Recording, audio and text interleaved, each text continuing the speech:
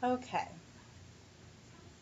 so chapter 1 is called A Fine Sloop.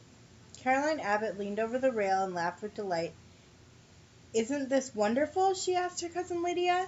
Sailing on Lake Ontario was fun any time, but being permitted to come aboard the sloop White Gull on its very first voyage was an extra special treat.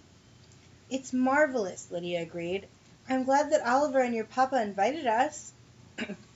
Caroline's father had built White Gull for Oliver, Lydia's older brother. You're lucky to get command of such a fine little sloop, Caroline told Oliver, who was steering the ship. White Gull still belongs to your father, Oliver reminded her. It will take me some time to earn enough money to pay him back. His voice dropped. I just hope America doesn't decide to go to war with Great Britain before I can do so, he muttered. Let's not talk about that today, Lydia said impatiently. Caroline felt impatient too. She'd listened to adults arguing about whether America should declare war on Great Britain all of her life. Caroline didn't want a war. She didn't even want to think about a war.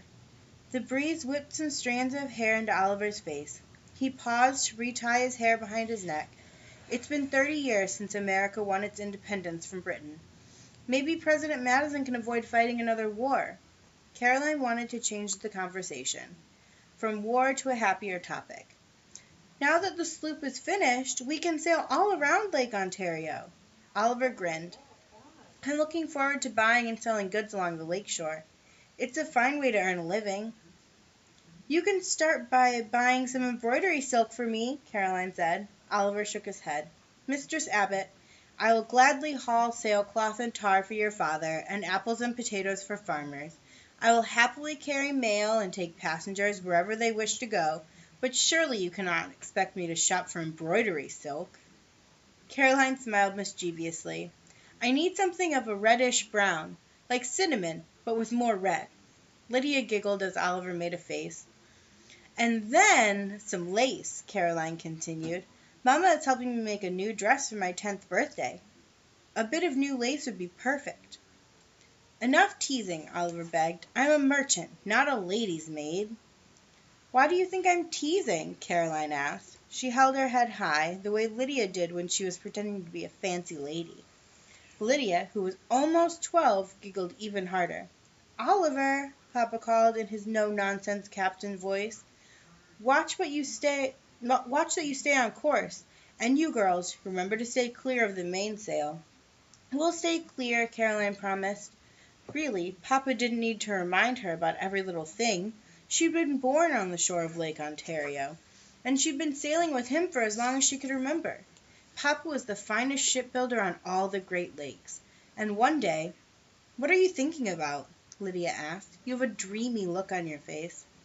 Caroline hesitated before bursting out with it. One day I'm going to ask Papa to build me a sloop. I'll be captain. It was her most precious wish, one she'd usually kept tucked away in her heart. Beneath her bonnet, Lydia's eyes went wide with surprise. You can't be the captain of a ship. I shall be, Caroline insisted, after I finish learning to be a good sailor. Would you like to be on my crew? We'll sail all the way to China. China? Lydia squealed. Neither girl had traveled farther than back and forth across Lake Ontario. Yes, China, Caroline declared. We'll visit the markets there and bring back gifts for our families. Lydia shook her head. I don't think I want to go to China, she said. I want to get married and live in a fine house in Kingston and have 6 children, all girls. Well then, I will have to bring back lots of gifts, Caroline said. Dolls and fancy hair combs and pretty bowls for your daughter's oatmeal. And a silk shawl for me? Lydia asked. Yes, Caroline promised. Then she turned back to Oliver. He stood at the back of the boat with feet braced. He leaned into the tiller, a long wooden bar used to steer the ship. The breeze ruffled his hair as he looked over the lake. Caroline couldn't hold in a little sigh. There was no finer feeling than being aboard a sloop on a fair day. Sailing made Caroline feel as free as one of the gulls soaring overhead. She had tried not to envy Oliver when the men at Papa's shipyard built White Gull. It had been difficult, though. Sometimes envy sat in her chest like a cold, hard lump. Wind shifting, Papa called. Yes, sir, Oliver said. He edged the tiller over a little farther. The sails made satisfying snapping sounds as the heavy cloth caught the breeze. Since the ship held no cargo today, it skimmed lightly over the waves. "Caroline, what direction is the wind coming from?" Papa asked. Caroline closed her eyes, tried to tune her senses to the day as Papa had taught her. She could smell the water and the faint tang of newly dried paint and the heavier scent of tar. She heard waves slapping the ship's hull and the familiar rattle of the lines that controlled the sails, and the steady creaking of wooden timbers beneath her feet. She felt the wind against her face. She opened her eyes.